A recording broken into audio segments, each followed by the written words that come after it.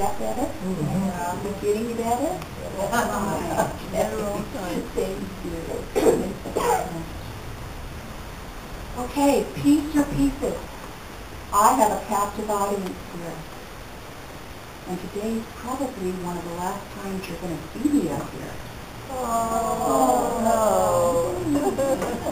I know. You know, every lesson we have in life has brought us to where we are today. Every single effective thing that has transpired in your lifetime, no matter what your age, has brought you where you are today.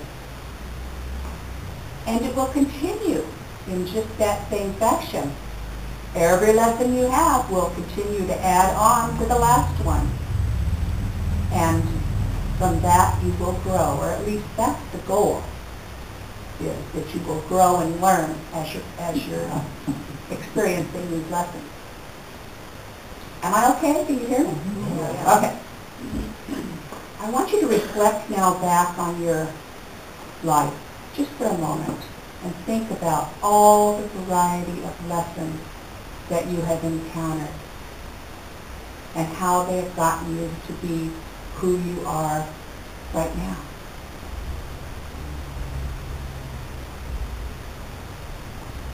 Oftentimes we feel fragmented and we end up in pieces rather than having peace. And we are fragmented because we are scattered, confused, upset, whatever the situation is. We lose contact with what and who we really are.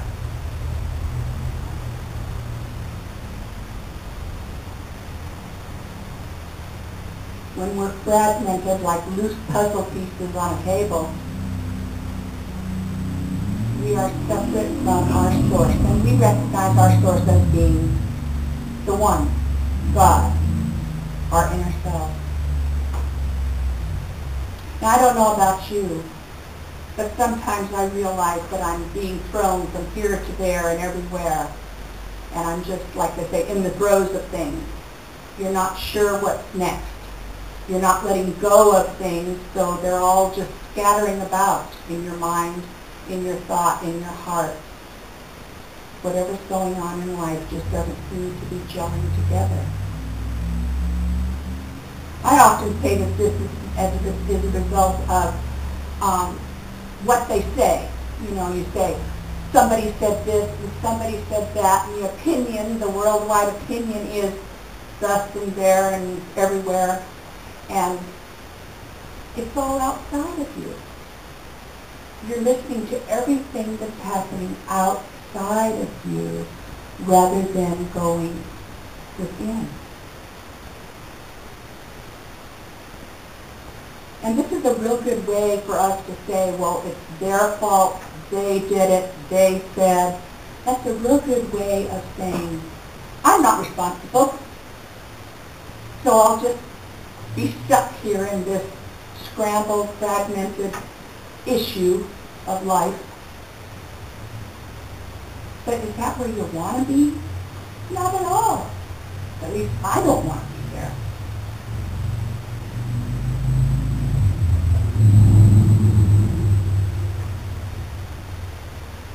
I would rather find that solid circle in the center. I would rather see that I am at my core. I'm in myself. I'm with the God self that's centered deep within. Do you have anything that you would consider not good going on in your life? You don't have to say so out loud. I'll say it for you. I sure do. Always. There are always things that get in my way that I see as not good lingering in my heart. I have negative emotions from time to time, on a rare occasion. I feel badly for others or about others, what I'm seeing happening in the world to others. I have all kinds of feelings that string me out and keep me fragmented away from my source. Sometimes people show anger, they have conflict.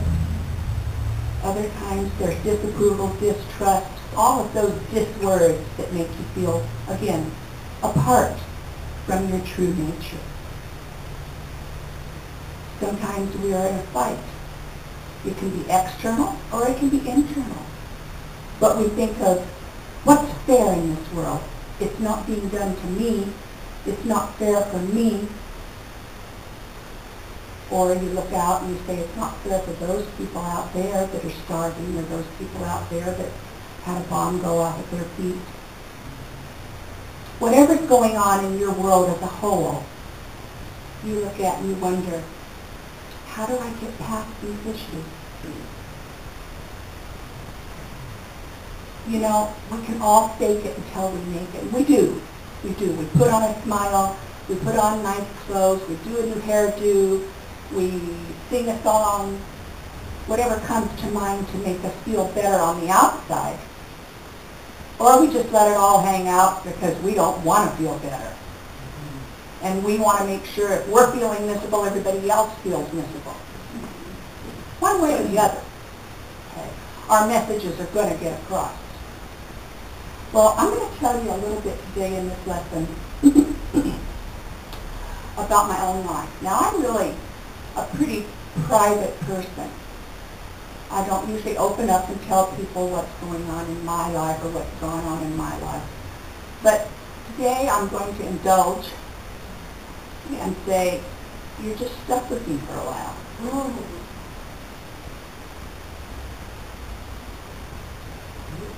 About 6 years ago, when I first got here at this church, Candy, the spiritual leader at that point, was having a class, and the name of it was Purpose. Some of you might remember, I think Danny attended, but I'm not sure if anyone else did here.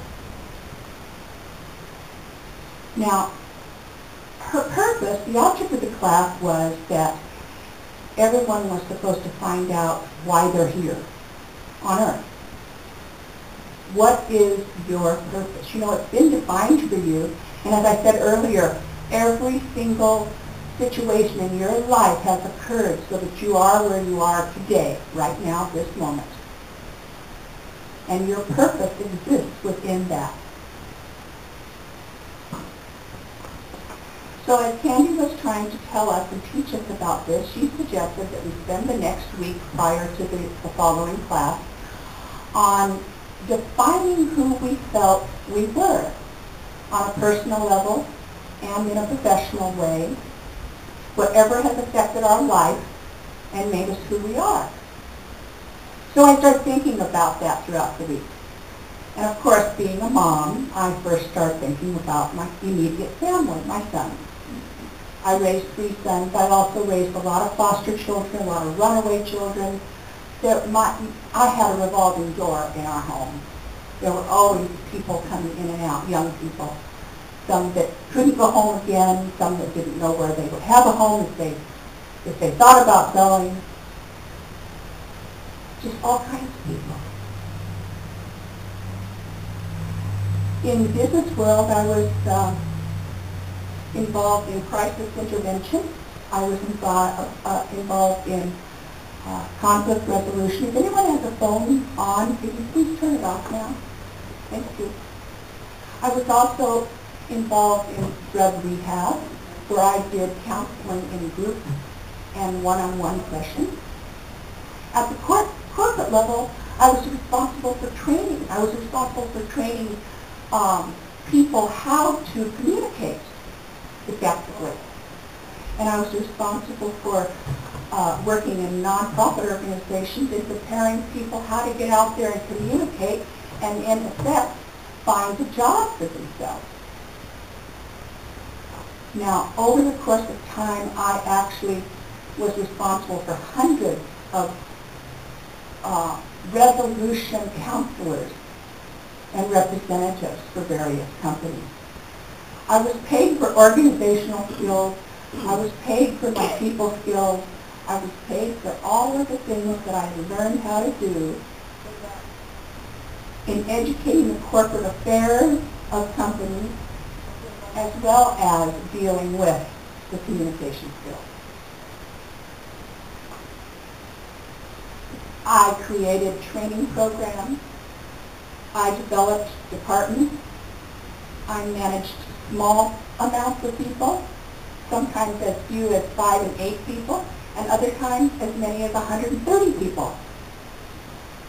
I remember at one point in time I had a department of 72 men and 3 women. If you don't think that was fun.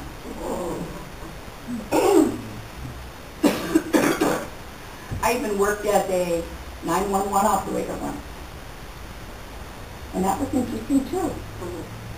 In all the years that I've been working, I've been responsible for hiring and firing, in promoting, in training and developing people. I've been responsible for merging companies, reducing overhead. I've been responsible for counseling.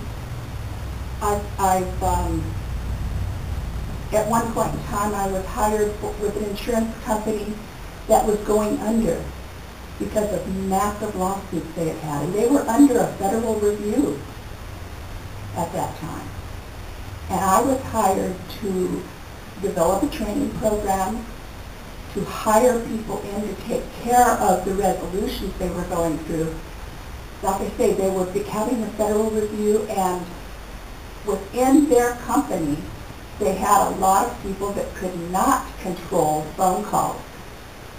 We had policyholders that were so very upset because of the loss of money that they had incurred that we had to hire specialists that knew how to handle those people.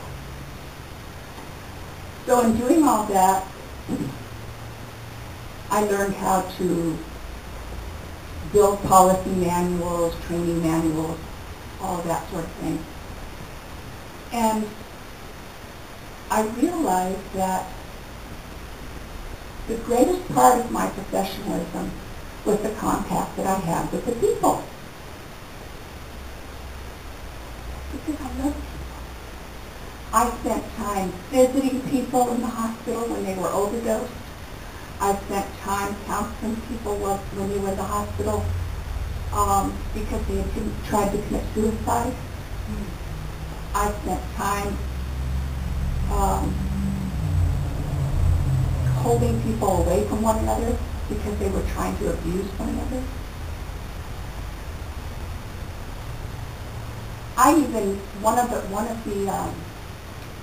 attempted suicides and eventual successful suicide that I dealt with was a man that had worked for me that it ended up, as we found out, being someone that was in child pornography. I've counseled and terminated and laid off people by dozens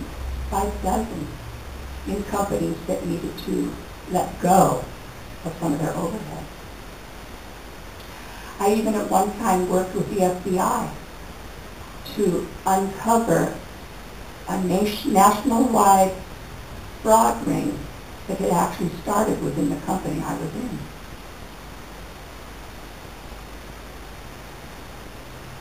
And you know, in all those times, what I really realized, the big bucks didn't matter. All the work I was doing didn't matter. It was the people that had touched me that were making me who I was.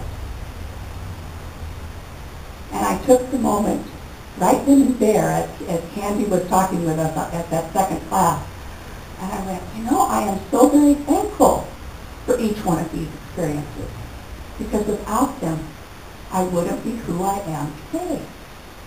And I understood my purpose for the first time in my life.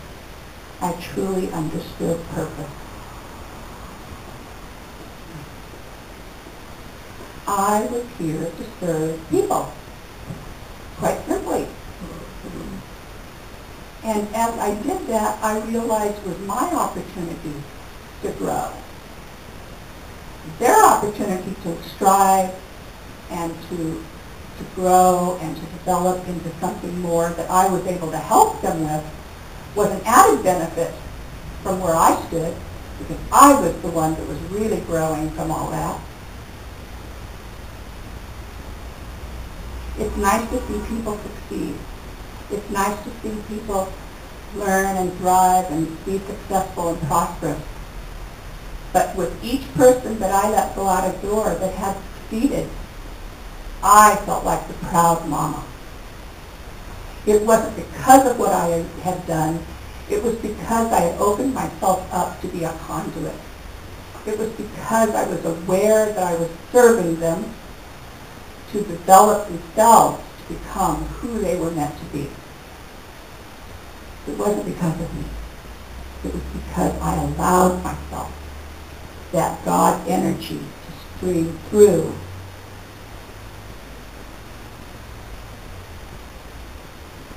I often thought of myself as a tool, like the universal toolbox that people have. They can get anything out of. That's kind of what I thought. It was just one universal tool that someone could use, that God could use.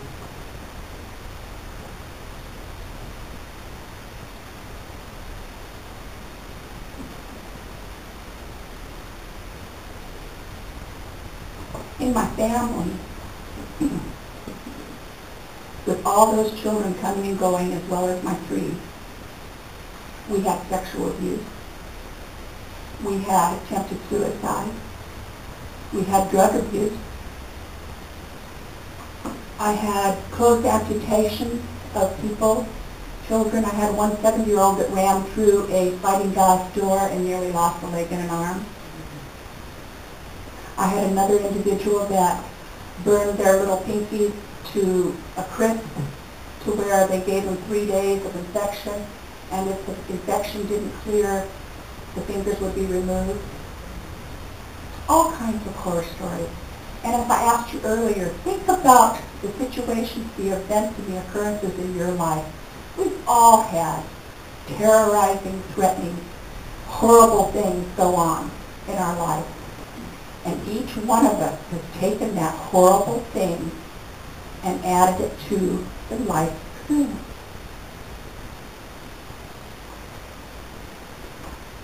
Candy took all those things from each one of us into effect. And she helped each one of us go through the identifying of what our upcoming purpose might be. And she said to me, you need to be busy, you need to get involved in people. And I was sitting on my hands going, no, not me, not this time. I'm not going to get involved in people. I'm here to learn for myself this time. She says, wait a minute, Rosa. Didn't you just say you learn from